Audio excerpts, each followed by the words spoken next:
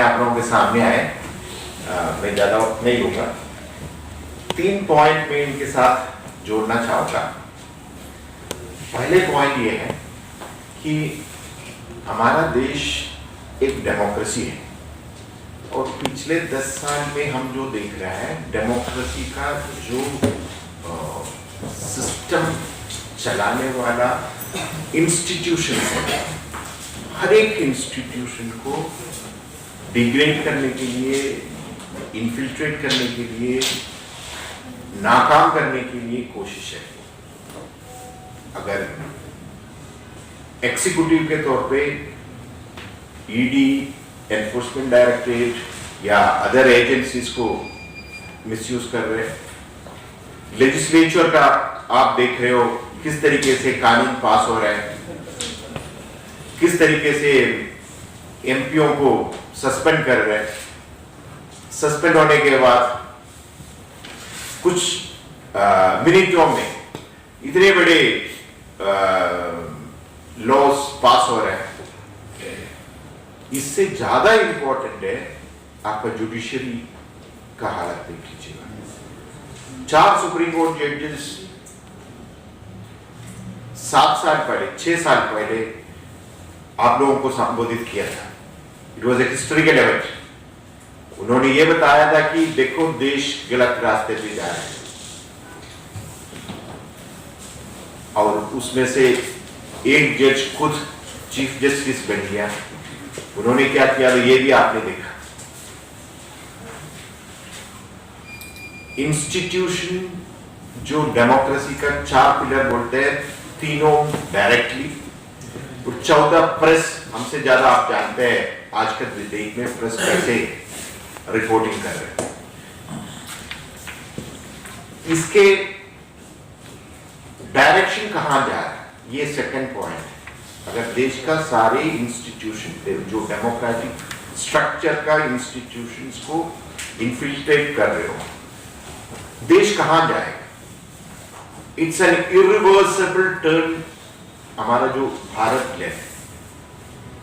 अभी आपके पास 2024 के बारे में हम लोग बात करने के लिए आए। क्यों? 24 का इलेक्शन का इंपॉर्टेंस समझने का बहुत जरूरत है।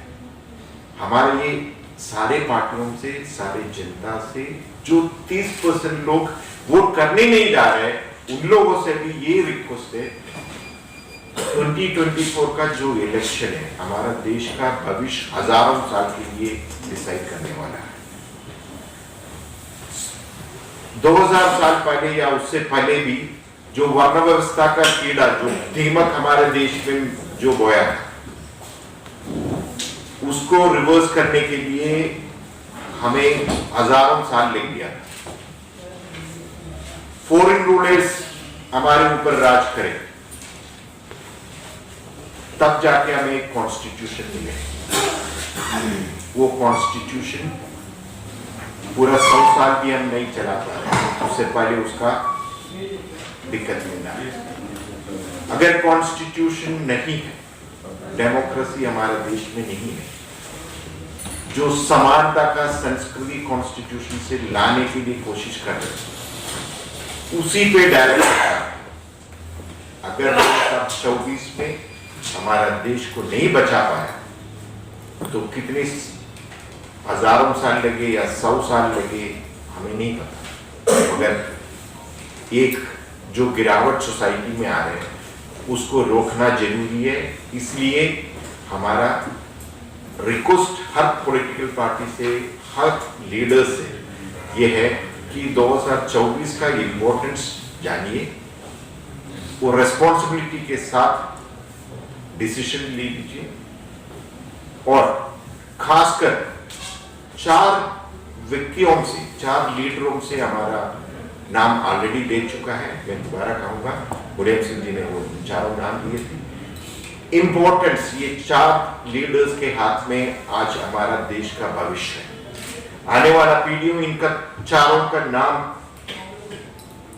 लेके बोलेंगे, इनके हाथ में थे। कांग्रेस पार्टी का प्रेसिडेंट खारगे साहब, समाजवादी पार्टी का प्रेसिडेंट अखिलेश यादव जी, बीएसपी का प्रेसिडेंट बहन मायावती जी और नीतीश कुमार जी, जिसने अच्छे कदम उठाए हैं, जो इंडिया अलायंस के लिए काम करके उनको संभव कराया। ये 4 लोग अगर चाहे आज अपने हाथ थोड़ा और बढ़ा के बीएसपी को साथ में ले लो। तीसरा नेशनल पार्टी है, सिर्फ यूपी का बात नहीं है, बीएसपी साथ में आए, उसका फायदा ज्यादा नहीं है तो कम से कम 200 सीट में उसका फर्क होगा।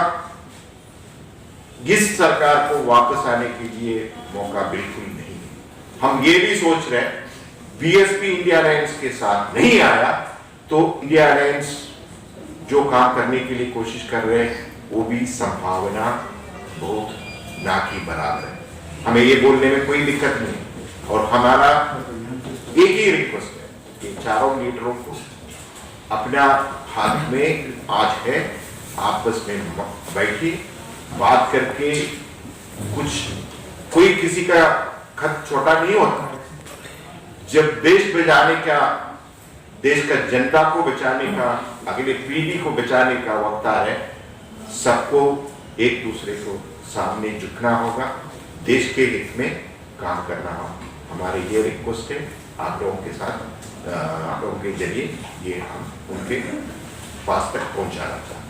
Thank you. Any query?